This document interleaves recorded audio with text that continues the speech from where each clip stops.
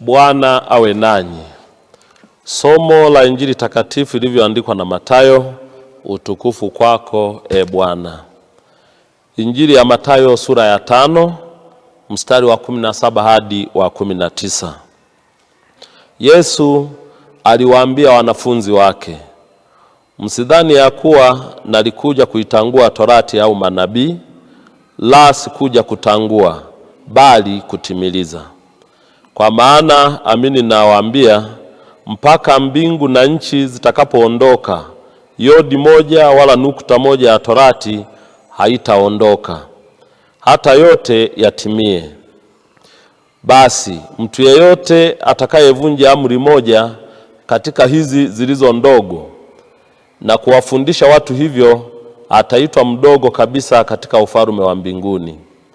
Bali mtu atakayezitenda na kuzifundisha, huyo ataitwa mkubwa katika ufalme wa mbinguni.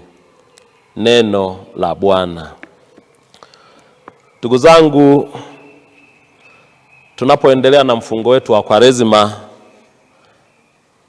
tunalo jukumu la kufundisha sheria za Mungu ndani ya kanisa,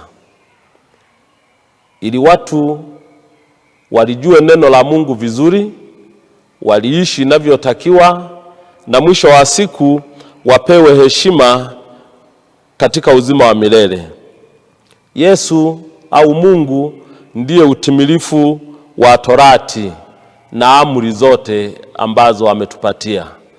Niendelee kuwaomba sana, tunapoendelea na mfungo wetu, tujitahidi sisi kuwa msaada kwa wenzetu, kuzijua amri, kuyajua maandiko, kuwasindikiza na kuwafundisha na kuwaelekeza vizuri, ili mwisho wa siku tuweze kuufikia uzima wa milele.